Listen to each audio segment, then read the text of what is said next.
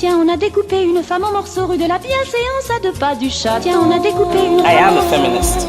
Quand une femme est violée, on commence par dire mais vu le nombre de femmes qui sont concernées en France, elle n'avait qu'à pas exister. je trouve incroyable qu'on ne dise pas un peu ce qu'on vit dans ces moments-là. Je vous vois, je vous crois. We owe future generations a world free of sexual violence. How powerful women can be when we do stand together. Bienvenue dans la poudre. C'était il y a 3 ans. C'était il y a 14 ans. J'ai été violée à 7 ans, harcelée sexuellement à 19 ans par un policier. Un ami de mes parents. Il y a quand même un problème à régler avec le désir de l'homme.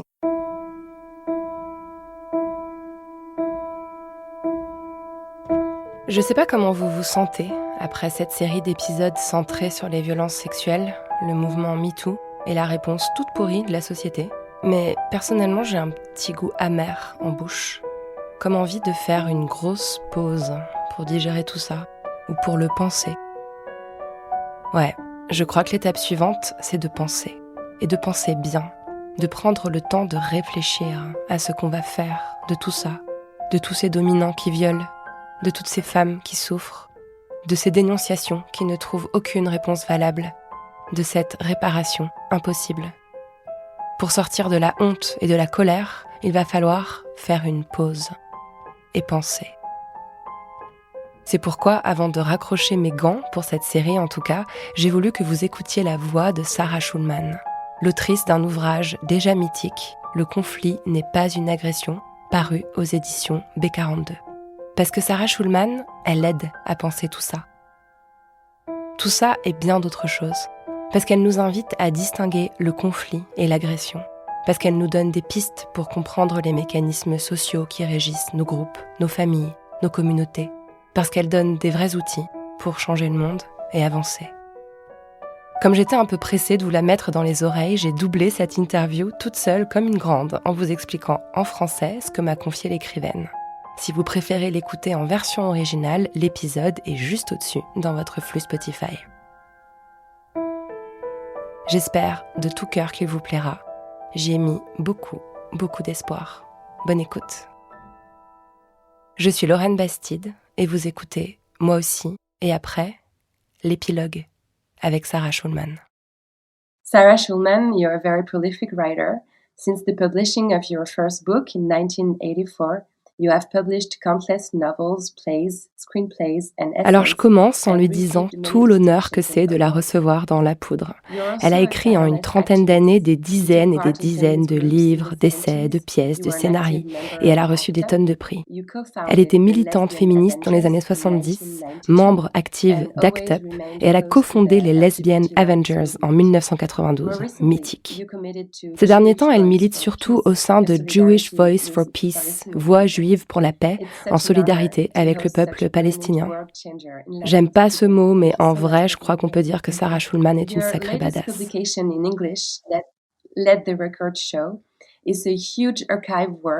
Son dernier bouquin, Let the Record Show, n'est pas encore sorti en français. C'est un travail d'archivage absolument colossal de 800 pages sur le militantisme d'ACT UP. Elle a passé des années à interviewer des membres actifs de l'assaut. C'est une vraie leçon d'activisme et je lui propose qu'on en parle à la fin de l'interview parce que là, ce qui nous amène, c'est Le conflit n'est pas une agression, qui est enfin traduit en français. Ce livre, il est sorti en anglais en 2016 et c'est son plus grand succès. Dans les milieux militants, tout le monde en parle et il est même devenu un hashtag. Pourtant, elle a mis 10 ans à trouver un éditeur pour le publier, ce qui est un peu fou. Among all of your books, do you feel this one has a specific place in your career? I think it was really the first book that was propelled by the readers themselves. You know, I absolutely could not get it published in the US. I tried so hard. I went to corporate publishers, university presses, leftist presses, even the feminist press wouldn't publish it. Elle raconte qu'en effet, elle a beaucoup galéré à sortir ce livre. Personne n'en voulait, ni les universités, ni les maisons d'édition de gauche, ni les maisons d'édition féministes. Elle estime que ce qui bloquait, c'était le fait qu'elle y parle de sujets très sensibles, comme le conflit israélo-palestinien ou l'épidémie de sida.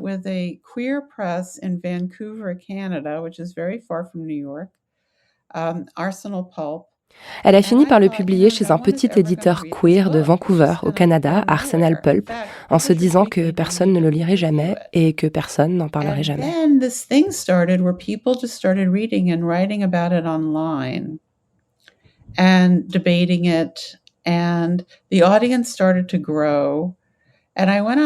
Et puis il s'est passé ce truc dingue, le livre a pris de l'ampleur au bouche à oreille. Les gens le lisaient, en parlaient en ligne et ça drainait de plus en plus de monde. Elle a fait une tournée aux États-Unis, d'est en ouest, et au fil des rencontres, de plus en plus de monde affluait. Arrivée à Seattle, il y avait plus de 400 personnes dans la salle.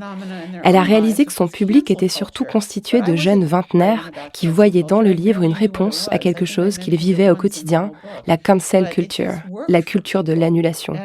Alors ne bondissez pas sur votre chaise, on va y revenir. Le plus surprenant, dit-elle, c'est qu'elle ne parle pas de cancel culture dans le livre. Elle emploie l'expression une seule fois. Mais les lecteurs ont trouvé des réponses. Du coup, le livre a cartonné et elle a fini par avoir un article dans le Publishers Weekly qu'il avait snobé à la sortie, ce qui l'a fait bien marrer. Elle dit que c'est le public qui a pris le dessus sur le business. Because the person who advised me to read it is a famous French writer, Virginie Despentes. She told me, you should really read this book. It's going to change your life. And after I read it... Oh, that's great. I'm so happy to hear that. Yeah, and after that... Alors là, je me la pète en disant que c'est Virginie Despentes qui m'a recommandé de lire son livre, ce qui est vrai, je vous assure. Et évidemment, elle est super flattée, elle trouve ça cool, normal. Et je dis qu'après l'avoir lu, je l'ai moi-même recommandé ou offert à des tas de féministes autour de moi. Et je me demande si elle sait pourquoi on ressent une telle urgence à partager son livre. And the book just articulated something that they already knew to be true. Elle pense que son ouvrage est venu articuler une réalité que les gens connaissaient déjà sans avoir les mots pour la décrire. Et l'administration Trump est venue renforcer son propos. Son propos, pour le résumer, c'est que les agresseurs se présentent souvent comme des victimes. Cette idée que quand on dit à un dominant « cette situation ne me convient pas », c'est-à-dire quand on exprime une situation de conflit, on a souvent affaire, en face, à une escalade de violence. Le dominant répond « tu m'agresses, c'est une agression ». Et il réagit de façon disproportionnée par encore plus de violence en retour. Et vraiment, je trouve ça limpide. On a la même chose en France. Les femmes parlent du viol comme outil de domination massive et les hommes disent « c'est du sexisme anti-homme ». Les personnes racisées parlent de racisme systémique et on leur répond « c'est du racisme anti-blanc ». Dans son livre, Sarah Schulman décline ce modèle à travers de nombreux thèmes, les violences policières, le conflit israélo-palestinien, mais aussi les violences conjugales. Who's telling us that he's a victim, that he really won the election, you know, and it has become so apparent. Forcément, avec Trump et avec tous les régimes fascisants, elle parle d'islamophobie et de suprématie blanche, c'est le pompon.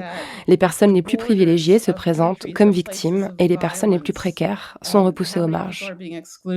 That those of us who are the most protected and privileged have been repositioned as victims. And I think that it's clear. I think everyone can see that.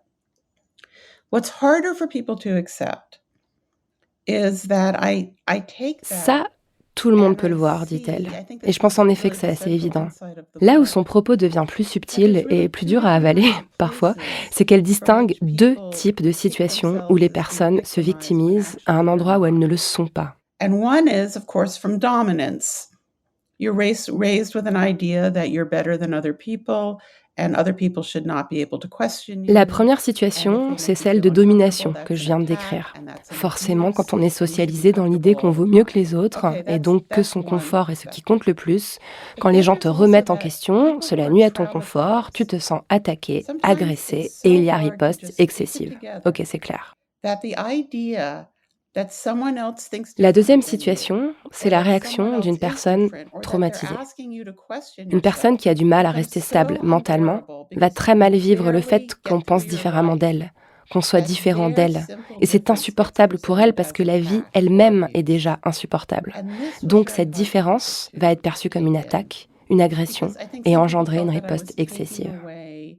Their hard-earned recognition of their own abuse. And I'm certainly not. I'm doing the opposite. J'espère que vous suivez et que vos cerveaux explosent un peu. J'espère que vous voyez pourquoi tellement de personnes ont lu dans ce livre une sorte d'explication pour la cancel culture dans les milieux militants. Je pense que vous voyez aussi pourquoi cette analyse de Sarah Schulman a fait un peu grincer les dents. Elle n'a pas gagné que des potes. Mais ça serait mal comprendre ce qu'elle raconte, et elle le précise bien.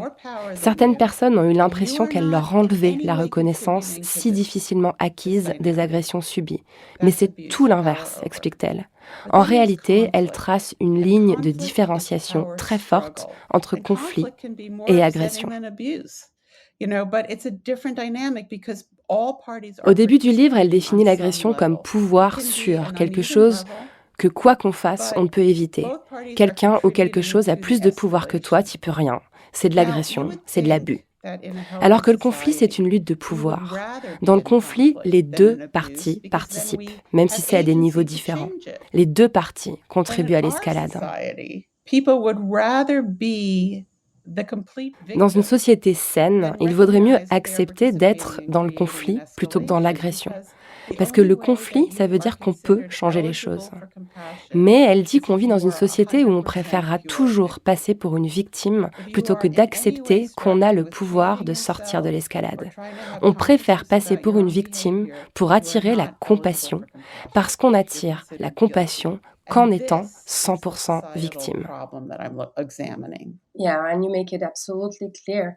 There is also this idea that is central to your book and that struck me as very accurate, is this idea of overstating harm.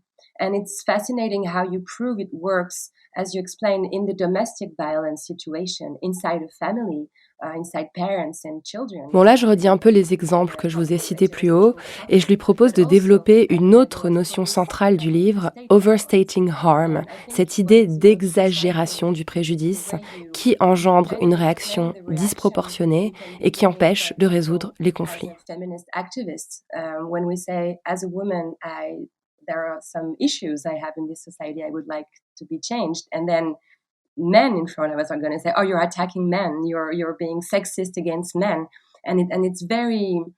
I think this is the part that is most mind blowing to people who read it. So this idea of overstating harm, could you please elaborate about it and maybe also explain how you came up with it? Well, I was very influenced by Sara Ahmed, the Australian-British philosopher, who has this book called The Purpose of Happiness. And in it, she talks about how the demand to always be comfortable is a completely. Elle dit qu'elle s'est inspirée de Sara Ahmed, une philosophe australiano-britannique que personnellement j'adore. Living a Feminist Life, c'est un livre incroyable, je vous le recommande. Pardon pour la digression. Dans un livre qui s'appelle La poursuite du bonheur, Sara Ahmed dit que l'exigence de confort est une demande complètement déraisonnable, parce que pour obtenir un confort absolu, pérenne, il faudrait supprimer tous les autres. On ressent de l'inconfort quand on est confronté à une vérité sur soi-même, à une vérité sur l'autre, qui nous oblige à modifier nos comportements. Et comme on a très peur de l'inconfort, on transforme ce qui était une critique ou un désaccord en une attaque. Because then you're the victim, and then your community, the people who identify with you, whether it's your clique or your family or your religious group. L'escalade a lieu quand on appelle notre groupe à la rescousse. Elle parle de cette notion de loyauté négative que je trouve aussi passionnante. Cette loyauté négative s'exprime aussi bien dans une communauté religieuse que dans un groupe d'amis ou dans une famille. On exige de toute sa clique qu'elle déteste unanimement la personne qui a causé le préjudice, ce qui entraîne des conséquences très violente, alors qu'on aurait simplement pu, dès le départ, simplement se remettre en question.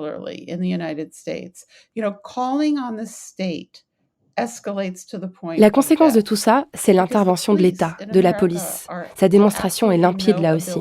Comme personne ne veut lâcher, comme la violence escalade, eh bien on finit par appeler la police, par avoir recours à la justice, par porter plainte, par demander des mesures d'éloignement. Or, la police est fondamentalement violente. La police est la dernière entité capable de résoudre un conflit, dit-elle. Et donc tout ça, ça fait monter la violence et c'est la catastrophe. We justify that by filing these police complaints or calling the police. And repeatedly, perpetrators are using the state and are using things like restraining orders or lawyer letters to justify their position so that they can maintain their dominance while asserting themselves as victims. And, this was the construction that I came up with to explain that phenomena. Mm-hmm. You also explained very well what happens. Unfortunately, there are many examples of Black people killed by the police when there were absolutely no threat. Le fait de traiter comme une menace une personne innocente, c'est un mécanisme raciste par excellence, il me semble. Je lui demande. Elle parle dans son livre de plusieurs exemples de violences policières aux États-Unis. Et moi, en la lisant, j'ai aussi pensé à Adama Traoré, que les policiers ont envisagé comme une menace et qui continue d'être présenté comme tel, même après sa mort, alors qu'il était inoffensif. Il était juste une personne victime d'un contrôle abusif. Have been subjected to crimes by the state and collective crimes by white people. Elle dit que oui, qu'aux États-Unis, c'est un mécanisme raciste tout à fait habituel que de présenter les personnes noires comme des dangers, alors qu'elles sont, en réalité, en danger. Le même paradigme s'applique aux personnes malades du sida, un sujet qu'elle connaît très bien et qu'elle a exploré aussi bien sur le terrain que théoriquement. Des personnes atteintes du VIH, même traitées et non contagieuses, vont être criminalisées pour ne pas avoir révélé leur statut à un partenaire sexuel, par exemple. And so here again, you see the same thing with Palestinians. People who are endangered and need our support get positioned falsely as dangerous. Pareil pour les Palestiniens, des personnes qui sont menacées, qui ont besoin de soutien, mais qu'on présente toujours comme des dangers. Ce sont des projections qu'on retrouve aussi bien dans la sphère géopolitique que dans la sphère intime. On blesse un ami et cet ami nous en veut et on se présente comme victime. Alors on demande aux autres de faire du mal à la personne par pure blessure égotique. C'est la même construction. By hurting that person. So in the most intimate realm and on the level of global geopolitics, you see the same construction. I really love this sentence in the book is the fact that something could go wrong does not mean we're in danger. Il y a cette phrase dans le livre que j'ai beaucoup aimée, le fait que quelque chose puisse se passer mal ne veut pas dire qu'on est en danger. Not being the best thing we should wish for. Right, and also that, we can feel terrible. But it doesn't mean someone else is hurting us right now. Yeah. We all have unresolved pain from the past. Elle ajoute qu'on peut se sentir terriblement mal, se sentir incapable d'avancer, se sentir menacé, en colère, sans que cela signifie forcément qu'une tierce personne soit en train de nous faire du mal. Parce qu'on a tous un passé, chargé de douleur, et qu'on demande souvent au présent de rendre des comptes au passé. Moi, j'ai des frissons quand elle dit ça, je sais pas vous. We have to learn how to separate how we feel from the desire to punish. And right now they're linked, right? So a person only feels like they've been heard if the person they blame their pain on. Elle dit, il est urgent de séparer ce qu'on ressent du désir de punir. On a le sentiment d'avoir été entendu uniquement si la personne que nous blâmons a été punie, alors qu'on pourrait penser les deux séparément. On pourrait entendre la douleur, la reconnaître, la légitimer, sans forcément devoir désigner un coupable. Parce que la punition, ça ne marche pas. Il n'y a pas un seul exemple de punition qui marche, dit-elle, ni sur le plan personnel, ni sur le plan politique. Et je pense que ça doit vous rappeler l'épisode avec Gwenola Ricordo sur la justice anticarcérale. Et sinon, je vous y renvoie.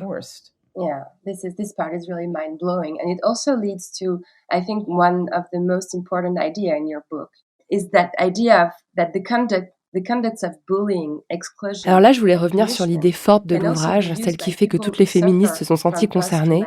Ce besoin d'exclusion et de punition peut aussi émaner de personnes qui souffrent de stress post-traumatique. Je lui What demande à quelles conséquences ça consequences peut can mener. this have? Well, when you're on the receiving end of it can feel the same. Even if the projection comes from the powerful or the projection comes from the traumatized, and sometimes it's the same person, right? But the result is that we're being asked to be accountable for pain we have not caused. Elle dit qu'il n'y a aucune différence. Dans les deux cas, on se retrouve à devoir rendre des comptes pour quelque chose qu'on n'a pas causé. Et elle souligne malicieusement que parfois les dominants et les traumatisés sont les mêmes personnes. Je vous laisse réfléchir là-dessus. Like right now, we have this idea that loyalty means hurting the person that the person you are identified with is in conflict with. Pour répondre à la situation, elle propose de réfléchir au concept de loyauté de groupe. On a tendance à croire que la loyauté, c'est de faire du mal à celui ou celle qui est en conflit avec la personne à laquelle on s'identifie. Elle en réfère à sa propre expérience de femme juive née en 1958 et élevée dans l'idée qu'il fallait soutenir Israël parce que ses proches y vivaient. C'était la famille, on les soutenait coûte que coûte. And I'm proposing a different kind of idea about group loyalty, which is that our responsibility to the people we identify with is to help them negotiate. Pour elle, cette loyauté n'est ni de l'amour, ni de l'amitié, c'est de la destruction. Elle propose autre chose en guise de loyauté. Notre groupe d'appartenance soit de l'aider à négocier, de le féliciter quand il accepte sa part de responsabilité dans l'escalade de violence, de les embrasser, de les serrer dans nos bras quand ils parlent avec sincérité de leur propre comportement, sans les blâmer. Parce que tout le monde veut être embrassé, tout le monde veut être encouragé. Et c'est pour ça que tout le monde renacle à faire son autocritique. Le véritable amour, la véritable amitié, c'est d'accompagner dans le travail inconfortable de la négociation. C'est cette loyauté-là qui nous fera avancer. Yeah, we need mediation. I've been saying this a lot in the feminist movements lately, but I think we're going to come back to this later. You just mentioned that you were raised in a Jewish family that was traumatized by Holocaust, and who wouldn't be? Alors là, je glisse vite fait qu'on aurait grand besoin de médiation au sein du mouvement féministe. Et puis je l'emmène sur un autre terrain qu'elle connaît intimement, celui de l'homophobie familiale. Ce que j'adore chez Schulman, c'est qu'en partant de sa propre expérience de femme juive, de femme lesbienne, elle en tire des analyses sociologiques globales super pertinentes. Bref, l'intime et politique, quoi. Yeah, thank you for bringing that up. I mean, I think that, my book on homophobia in the family, and bizarrely, it was really the first social analysis of familial homophobia, which was so strange because at that time it was the one thing that every queer person in the world shared. But it had never been analyzed, and there wasn't even a term for it. I had to coin the phrase familial homophobia. Elle est contente que je lui parle de ce sujet.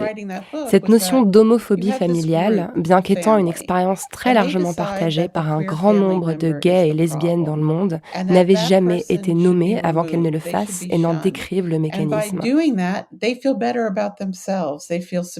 L'idée, c'est que dans la famille, c'est la personne queer qui est désignée comme le problème. Et la solution, c'est de l'exclure, c'est de la mettre à l'écart. En faisant cela, la famille se sent plus à l'aise, elle se sent supérieure, elle a l'impression de renforcer le lien entre ses membres. Mais la vérité, c'est que le problème, c'est pas la personne queer, c'est l'homophobie de la famille. Et c'était la première fois qu'elle identifiait ce phénomène de loyauté négative.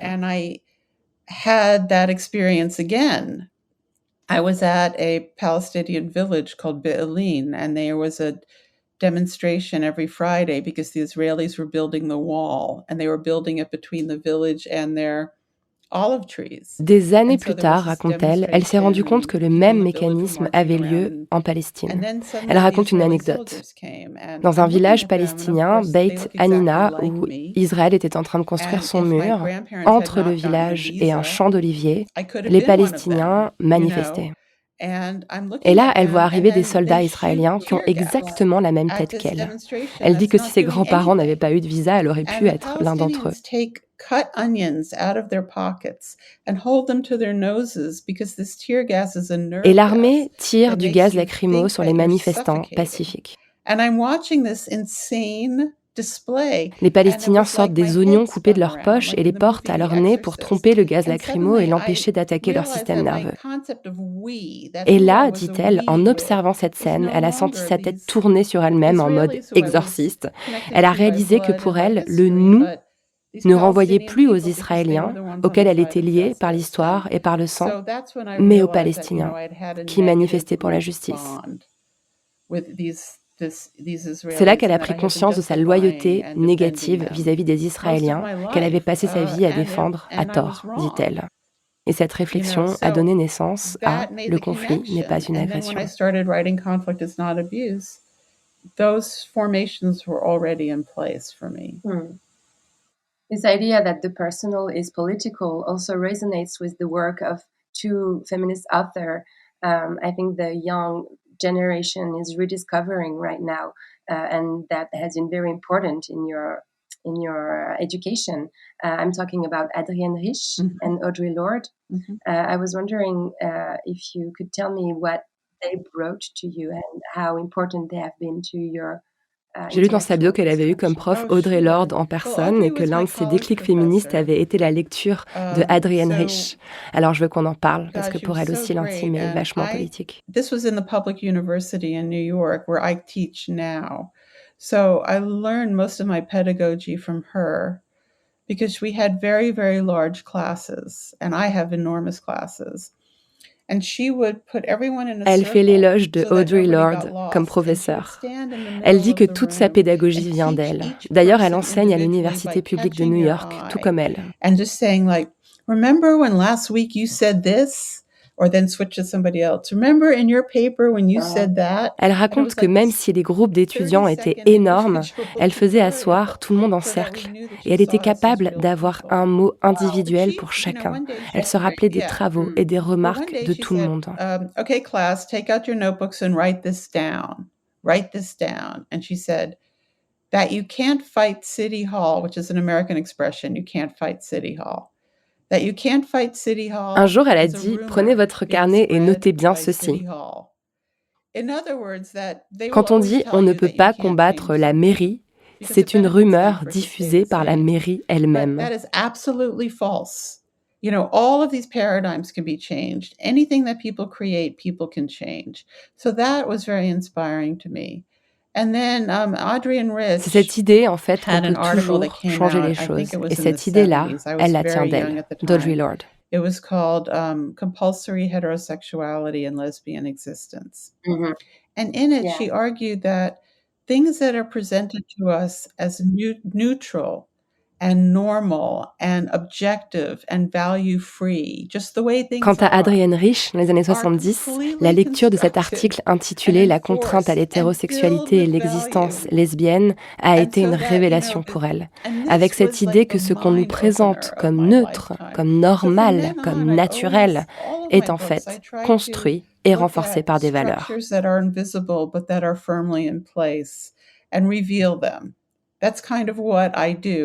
Depuis ce jour, elle essaye inlassablement de révéler les structures. Yeah, I thought it was also striking that you were influenced by both these women because if I'm not wrong, I think they were friends and they always had this very interesting conversation. They were always trying to find compromise and to see where. Il y a quelques années, j'avais lu un très bel entretien entre Audre Lorde et Adrienne Rich et je me disais qu'elles étaient un bon exemple de négociation parce qu'elles avaient des différences de vécu et de point de vue, mais que pourtant elles étaient amies, enfin je crois. Yes, you know, they were friends, but they also had some complications in their friendships because of the racial difference in power.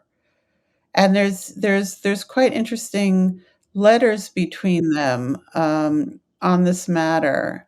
But you know, Audre did teach in the City University and Audre. Alors là, elle me casse un peu mes rêves parce qu'elle me dit que oui, elles ont été amies et collègues, mais qu'à la fin, plus trop en fait. Que leur relation était très compliquée en raison de dynamiques de race et de pouvoir. Et là, je suis un peu déçue, je vous avoue, mais elle ajoute que bientôt une nouvelle biographie d'Audre Lorde va sortir et ça me réjouit beaucoup. Yeah. Okay, I can't wait to see it. So to go back to conflict, I heard you say that this book has sometimes been mistaken for a self-help manual. Alors là, c'est mon moment confession, parce que Sarah Schulman a dit plusieurs fois que ça l'a saoulée qu'on prenne son bouquin pour un manuel de secours pour gauchistes en détresse, mais moi j'avoue, je l'ai un peu lu comme ça, et je crois qu'une partie de son jeune public aussi. Est-ce qu'elle comprend pourquoi? Can you understand why? Well, it's, I'm asking people to do something bigger than that. People are always attracted to their own lives primarily, but what I'm asking people to look at is the relationship between refusing to negotiate. Ben non, en fait, elle aime vraiment pas qu'on dise ça, en vrai. Elle en attend beaucoup plus de nous, Sarah. Elle voudrait qu'on arrête de se regarder le nombril et qu'on regarde un peu plus loin que nos petites vies. Elle voudrait qu'on lise un peu plus loin que les 2 premiers chapitres du livre. Son livre ne parle pas des activistes qui sont méchants entre eux. Il parle d'Israël et de Palestine. Il parle de criminalisation du VIH. Il parle de violences policières. Et il dit que l'escalade de violence renforce l'interventionnisme de l'État. This constant escalation to avoid responsibility is what leads us to the abuse of state power. And so it's a big argument. I'm a novelist, right? So I'm used to... Elle dit que les gens sont trop habitués à lire des essais qui sont une suite d'articles sur des thèmes différents. Alors que là, elle développe un long argument à travers tout son livre et elle aimerait bien qu'on fasse l'effort de suivre jusqu'au bout. Merde. Elle dit pas merde, c'est moi qui dis merde. But I try to build one big argument that goes all the way. So with my books, you kind of have to read the whole thing, really, to get the big idea. Yeah, it's really important. But you also mentioned some situation you found. Bon, comme j'ai peur de rien, j'insiste un peu quand même. Je parle de situations qu'elle raconte dans le livre, de conflits qu'elle a pu avoir avec des étudiants ou dans des rencontres, et elle a utilisé des outils proposés par le bouquin pour les résoudre. Et ça aide de lire ça quand on voit les dissensions internes qui existent dans le mouvement féministe. Alors là, je tente un parallèle un peu osé. Je lui parle des féministes TERF. Vous savez, ces féministes qui se disent radicales et qui produisent en fait des discours violents de rejet vis-à-vis des personnes trans, des discours qui clairement relèvent de l'agression, pas du conflit. Or, la réaction du mouvement féministe, c'est de punir et d'exclure ces gens.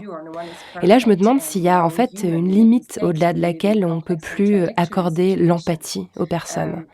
En fait, est-ce qu'on a tort d'exclure ces féministes TERF ou est-ce qu'on devrait, à elles aussi, leur donner de l'empathie? C'est une bonne question, vous ne trouvez pas?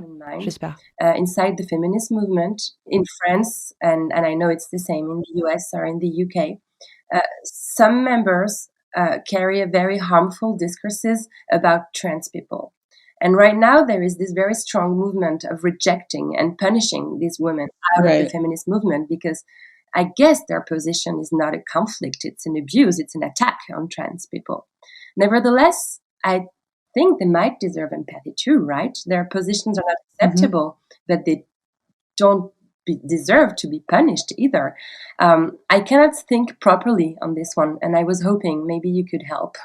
Well, I mean, you have to defend people when they're being attacked. I mean, if trans women are being asked to defend themselves alone without any other support... Sarah Schulman est très claire là-dessus et ça fait du bien. Il faut défendre les gens qui sont attaqués. Si les femmes trans doivent se défendre seules, sans soutien, elles ne pourront pas résister. Elle compare ça à vouloir argumenter avec des sionistes ou des militants anti-IVG. Il faut montrer aux personnes qui sont attaquées injustement qu'on est de leur côté, qu'on les écoute et trouver des moyens de les soutenir.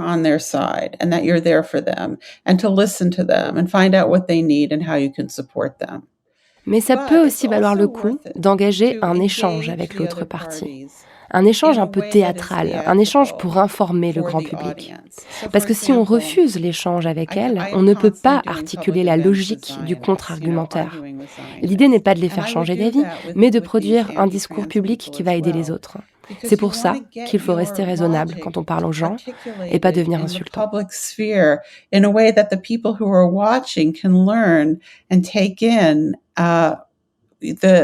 Your argument for equality. And if you refuse to talk to them, then that third party, the theater of it, they don't get to hear the argument. So the purpose of the discourse is not to change the minds of these very militant, prejudiced people, but to maintain a public discourse that can be helpful to others. Yeah. And that's why you have to be reasonable when you talk to people and not just get crazy and get insulting, but to lay out what the real issues are. Yeah, I think it's interesting. Also, it's something you show in the book. Oui, et comme j'ai bien lu son livre, je vois bien que si on exclut ces gens, si on les punit, on leur permet de produire un discours victimisant et de retourner dans l'escalade de violence. Dans la conclusion de son livre, elle parle d'un devoir de réparation, duty of repair.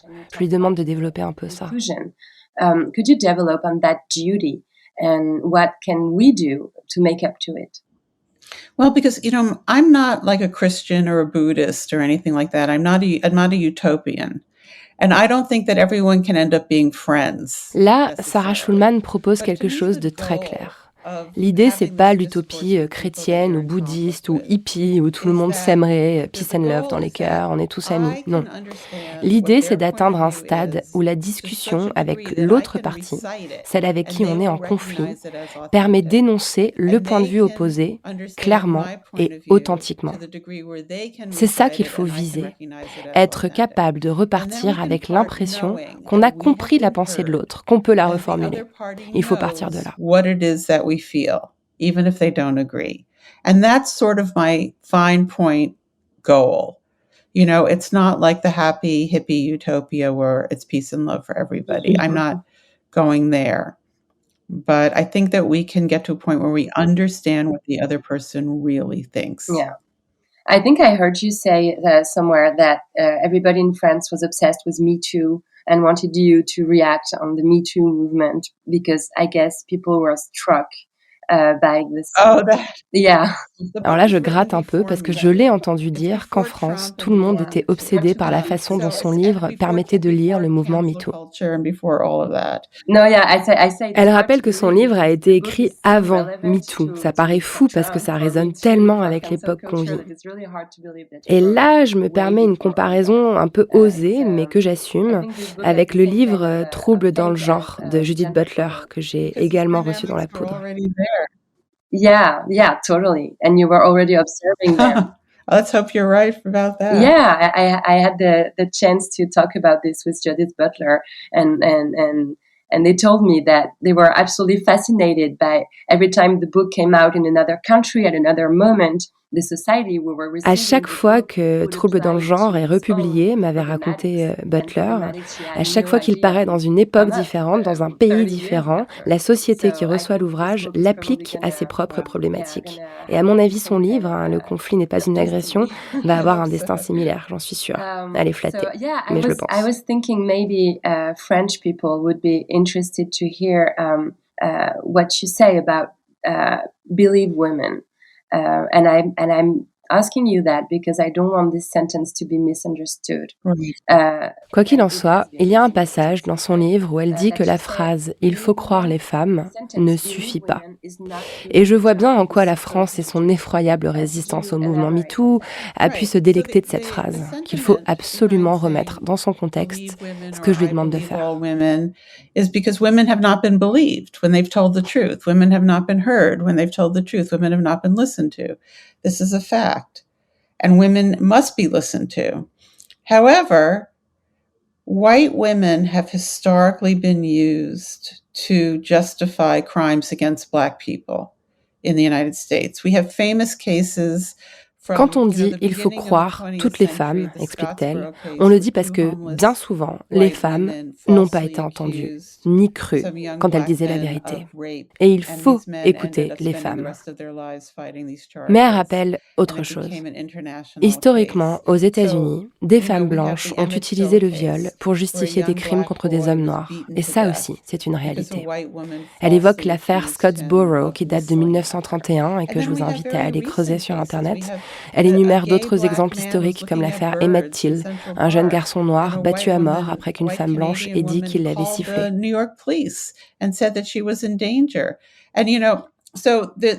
Elle mentionne même d'autres cas bien plus récents, notamment à New York.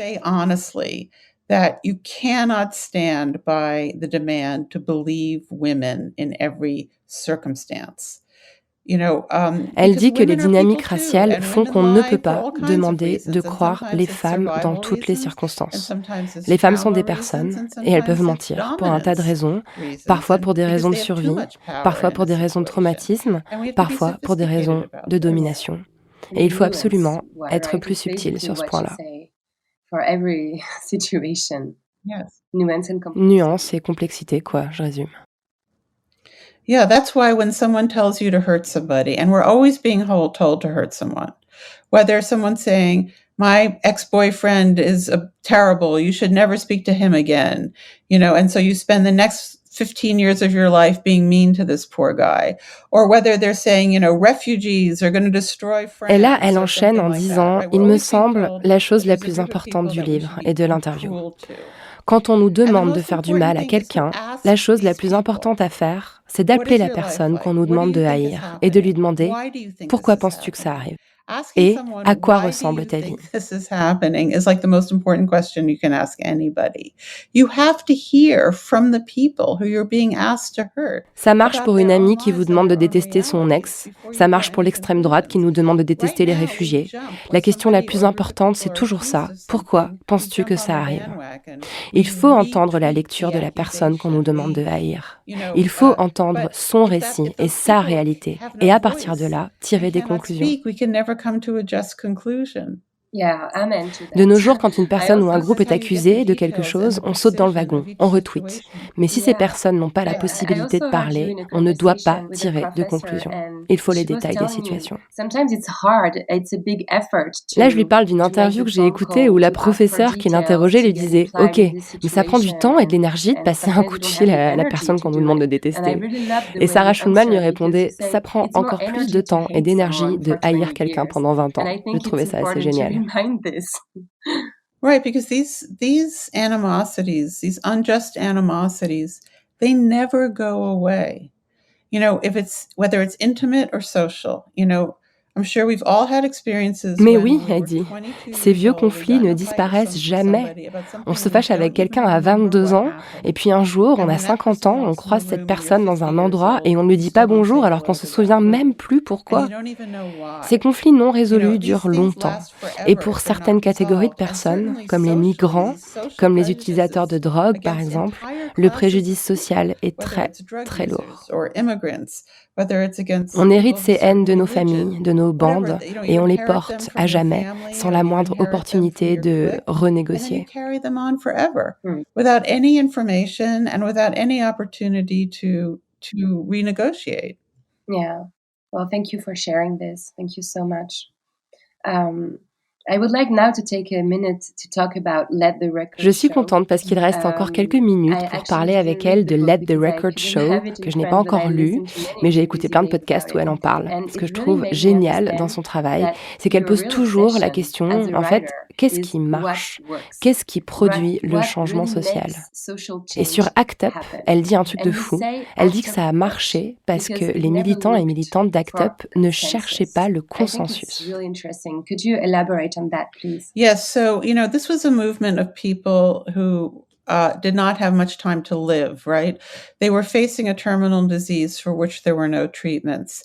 And they were people who, as gay people in the early 1980s, had no rights whatsoever. Gay sex was illegal in the United States until the 2000s. There was no anti-discrimination laws, you could be fired from your jobs, and people had gone through profound... Elle replace le contexte. On est au début des années 80. Les gens ont une maladie qui ne leur laisse que très peu de temps à vivre. Ils n'ont aucun traitement. Ils n'ont aucun droit. L'homosexualité est encore illégale aux États-Unis. On pouvait être viré de son job, de sa famille, parce qu'on était gay. Ils n'avaient donc aucun statut social et ils allaient mourir. And as a result, they produced a methodology in which that was completely not bureaucratic. Il fallait qu'il soit très efficace. C'était l'énergie du désespoir, en quelque sorte. Direct action to end the AIDS crisis. Alors, ils ont mis au point une forme d'organisation fondamentalement anti-bureaucrate. Il y avait un seul mot d'ordre, très simple, action directe pour mettre fin à la crise du sida. I wouldn't try to stop you from doing it. I just wouldn't do it.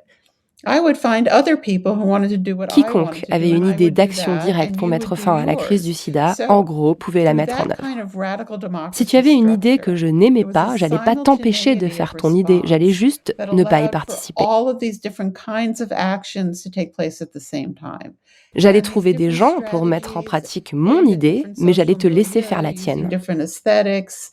And Et this cette structure kind of démocratique very, very radicale broad a range of entraîné une response is simultanéité really des what réponses created the qui a permis à paradigm shift. plein d'actions Because there were différentes very d'avoir lieu en few même temps, people in dans this des milieux movement. sociaux But différents, because of the avec des esthétiques structure, this différentes, open et c'est structure, ça they were qui a able entraîné to le be changement de effective paradigme. on many different levels. Now, today there's a lot of push towards homogeneity. But I think that historically we can claim and be correct that there's no movement in history that forced people into one analysis and forced people De nos into jours, one on pousse strategy beaucoup that vers actually l'homogénéité, succeeded. ajoute-t-elle. Because people are Pourtant, quand on different, regarde and people l'histoire, cannot all aucun have one mouvement n'a remporté analysis, de and they victoire cannot en all do one forçant les gens à strategy. appliquer une Good seule analyse, leadership une is seule leadership that stratégie. Les facilitates gens people sont being tous effective différents from et on ne peut wherever pas they leur are demander at. d'avoir tous Because et people toutes can la only même do analyse. where they're at. Le bon And of course, leadership, there has c'est to be a celui de bottom line of your l'efficacité. values. Il And faut juste avoir une ACTUP's ligne bottom line simple was et direct claire, action to une end ligne the AIDS comme crisis, and that action was directe it. pour mettre fin But à la crise du it sida. was a big tent politic, and that's really what we need now. Because so many different kinds of people are under attack, and so many different communities are suffering, and very wide range of people want profound structural change. And these varied constituencies Il are faut never avoir all un going to agree étendard on one large, une strategy, grande or tente, they're elle dit never en all going to anglais. agree Surtout de nos on jours, one où tellement de analysis. personnes sont So attaquées. we Il need y a to tant be de communautés qui flexible, souffrent and et qui souhaitent each un of us profond act changement de from structure. where we On ne are sera with jamais the tous d'accord people sur that une we happen to stratégie ou agree sur with une on analyse. whatever subject Il faut de we're la involved souplesse, in. il faut de As long as, l'efficacité. and try to be Chaque effective. individu And trouvera sa instead of cause, trying to le change problème qui other lui people's parle, minds to sous our ce large entire étendard. analysis. C'est la And seule this façon means d'avancer. moving around. You know, that each individual will have a range of communities that they're sympathetic with and a range of issues that they can make a stand on. And we have to move around and be in that way and be in the big tent. And I think that that's a way of going forward that at least gives us a chance. It's fascinating to hear you because you have this ability to carry ideas that are actually very radical, that ask for a profound and systemic change, but also you are able to manipulate the idea. Alors là, j'exprime mon admiration parce que ce qui est dingue avec Sarah Schulman, c'est qu'elle porte des idées radicales, des revendications de changements structurels, systémiques, tout en manipulant une logique très dialectique du compromis. Je trouve ça fou de pouvoir porter à la fois la radicalité sans préconiser de punir les personnes qui ne pensent pas comme soi. C'est en ça, je crois, que son esprit détonne, et en ça aussi qu'elle est parfois mal comprise. Et là, je lui parle un peu de l'état de la gauche en France, et je pleure. I don't know if you heard about the state of the left in France, but it's a catastrophe. No one can agree on anything. Well, then they don't need to agree, but on everything. But all you need that there are arenas in which there are some concrete demands that are reasonable, winnable, and doable. You know, utopian movements are also very important. And in American history, we've had periods. Pour elle, il faut qu'il y ait des arènes où l'on porte des demandes raisonnables, gagnables et faisables. Mais on a aussi besoin d'utopie. Dans l'histoire américaine, il y a les utopies socialistes des années 1840, les utopies anarchistes des années 20, le communisme dans les années 30, les hippies et les luttes gays dans les années 60. Mais, dans le même temps, il y a eu des réformes. L'abolition de l'esclavage, le droit de vote des femmes, le droit à l'IVG, les luttes contre le sida. Une société avance quand elle a les deux, le rêve utopiste et les demandes concrètes. Car sans demande concrète, on n'avance pas. The more concrete the demand is, and the more winnable it is, the more likely you are to be able to coalesce a critical mass of people. Ces demandes concrètes, ça permet de rassembler une masse critique et de construire une vraie campagne. Même un petit groupe de gens peut suffire s'ils sont très déterminés. Yeah, and also expert. I think what you show in Let the Record Show is that the activists of ACT UP also became expert in their own. Et je souligne aussi que ce qui était fou avec ACT UP, c'est que les militants et militantes sont devenus des experts de leur propre santé, de leurs droits. Ils sont devenus juristes, ils sont devenus médecins, afin de formuler leurs propositions. Well, they learned. I mean, these people had no training. They were like performance artists who became an expert on a certain kind of medication. Because the larger goal is that we need to design our own solutions. If we're in an infantilized relationship to power and we're constantly asking the government or the teacher. Alors là, Sarah Schulman est à nouveau limpide. Elle dit qu'il faut absolument sortir de cette relation infantilisante qu'on a avec le pouvoir, à imaginer que les gouvernants, les chercheurs vont résoudre la situation, parce qu'ils ne vont pas le faire. Il faut qu'on dessine nos propres solutions. Et il faut ensuite présenter nos propres solutions au pouvoir. Et si le pouvoir refuse de les appliquer, alors on passe à la désobéissance civile pour montrer au grand public que des solutions raisonnables existent. Sinon, on gâche notre énergie. Et là, elle se moque un peu des Français. Elle dit qu'en France, on fait des grosses manifs, en français dans le texte, que tout le monde prend un bus pour Paris, qu'il pleut, que quelqu'un fait un discours et qu'après tout le monde rentre chez soi. Ça, c'est une perte de temps. Il faut faire campagne, il faut des demandes concrètes. Il faut agir à chaque instant en tendant vers ces demandes pour qu'elles soient entendues et acceptées. Which is to push this campaign forward, and each action leads to the next action. And that's when you have movements where everyone is involved. In ACT UP, no one was the official spokesperson. À ACT UP, il n'y avait pas de chef, pas de porte-parole. Tout le monde pouvait parler dans les médias et tout le monde agissait. Personne n'était là à attendre un discours. Je ne dis pas que c'est forcément la marche à suivre, précise-t-elle. Tout ceci a eu lieu dans les années 80-90 et le contexte a beaucoup changé. Mais elle a voulu donner des informations sur un mouvement qui avait marché. Un mouvement qui a vraiment transformé la vie de personnes malades du sida dans le monde entier. Ils n'ont pas complètement résolu le problème, mais il y a beaucoup à apprendre d'eux. Et comme les médias ne font pas le job, pour montrer ce qui s'est vraiment passé, il fallait creuser, il fallait aller parler aux gens qui l'ont fait. Even though they didn't completely solve the problem. And so there's a lot to be learned there. It's very hard to get information about activist movements because the mainstream media misrepresents it constantly. So you have to do this deep dive where you really ask people and you have to cohere and figure out what the strategies were. And so I hope that this will be helpful to people. You know, I'm not telling people what to do. I just hope it will be inspiring. Mm-hmm. À la base, Sarah Schulman était journaliste. C'est comme ça qu'elle a connu les gens de ACT UP. Et je trouve que son travail dans ce livre, ce travail d'archive des voix militantes, c'est un vrai boulot de journaliste. Et puis c'est aussi un vrai geste politique. Et forcément, ça me parle pas mal. And I mean, it's really familiar to me how the fact of recording voices and you know, asking people for what they actually lived can be also a very political move and a world changer. And also how they all contradict each other is a very important lesson. Elle rigole parce qu'elle a aussi noté beaucoup de contradictions dans les récits. Toutes ces personnes militaient ensemble, mais elles ne sont pas d'accord sur ce qui s'est passé. Et ça aussi, c'est intéressant. And that's important too. That's fascinating.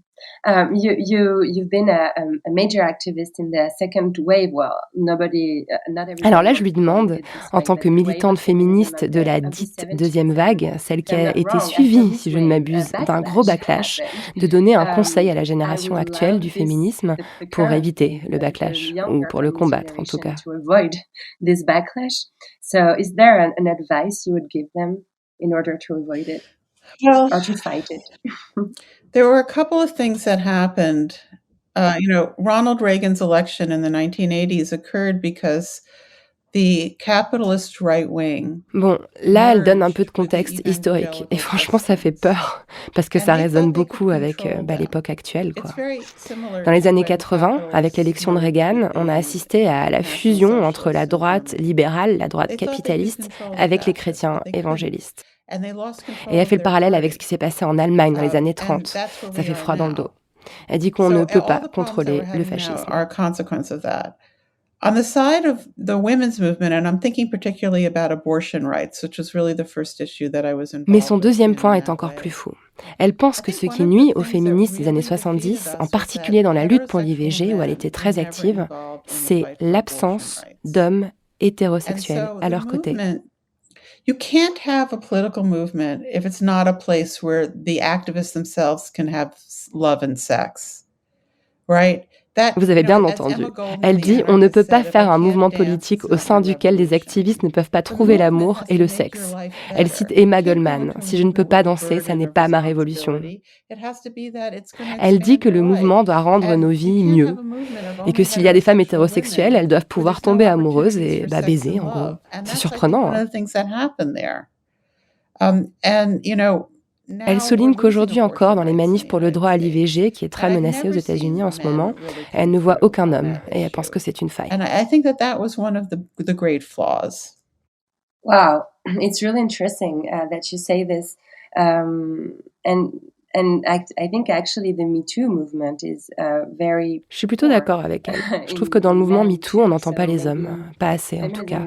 Et il me semble, moi aussi, qu'on aurait bien besoin d'hommes dans le mouvement féministe.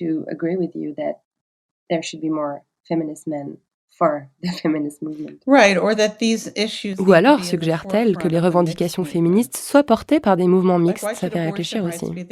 Pourquoi l'avortement serait-il uniquement la responsabilité des femmes, demande-t-elle.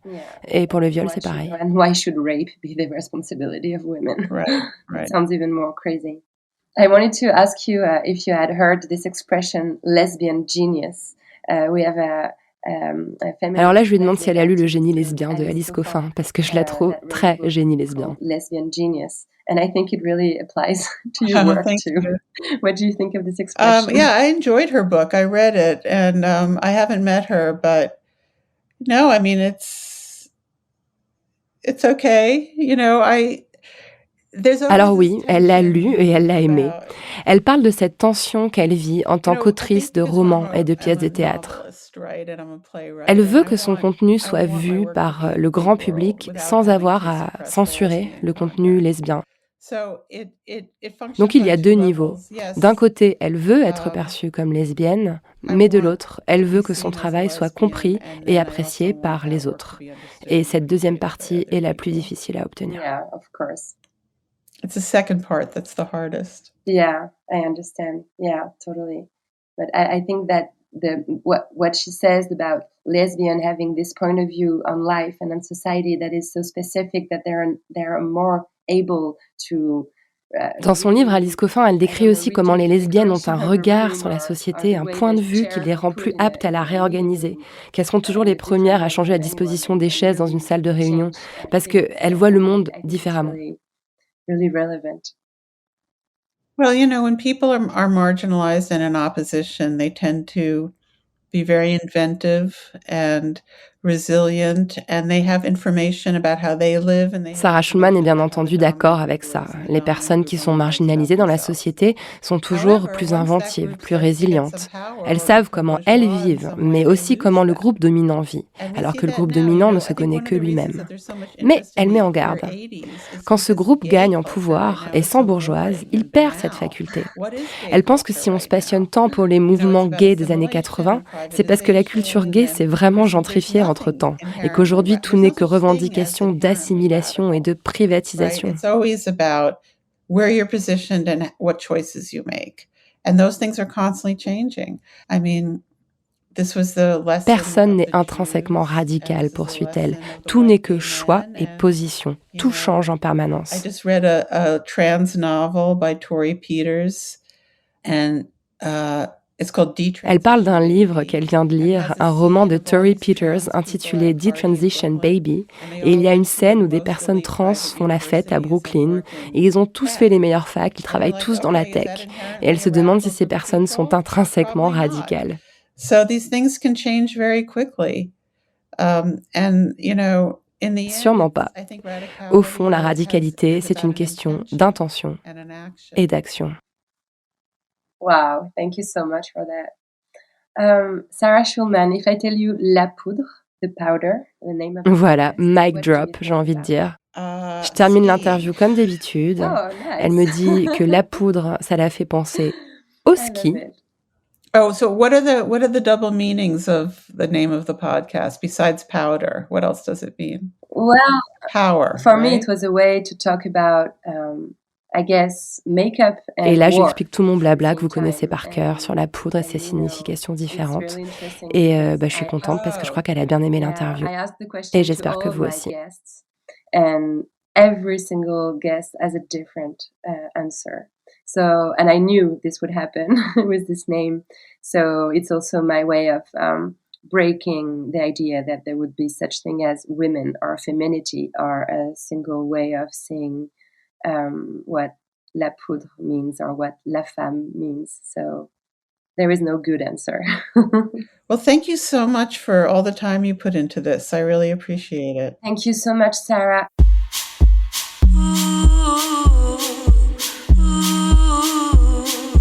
Merci à Sarah Schulman d'être venue faire parler la poudre avec moi. La Poudre est un podcast produit par Lorraine Bastide, diffusé en exclusivité sur Spotify. Générique par Lorraine Bastide et Marion Emery, d'après une création originale d'Aurore Meyer-Mailleux sur une chanson de Bonnie Banane. Tapis d'introduction, composé et interprété par Jeanne Chéral. Merci Jeanne. Montage et mixage, Marion Emery. Production, Gaïa Marty et Marie-Laurence Chéry, assistée de Marie Vincent, qui a aussi transcrit cet épisode. Retrouvez-nous sur les réseaux sociaux, Instagram, Facebook, Twitter, La Poudre est partout. Si vous avez des retours ou des critiques à faire, n'hésitez pas, j'adore ça. J'aime beaucoup les mots doux aussi. Prenez soin de vous et continuez de faire parler la poudre.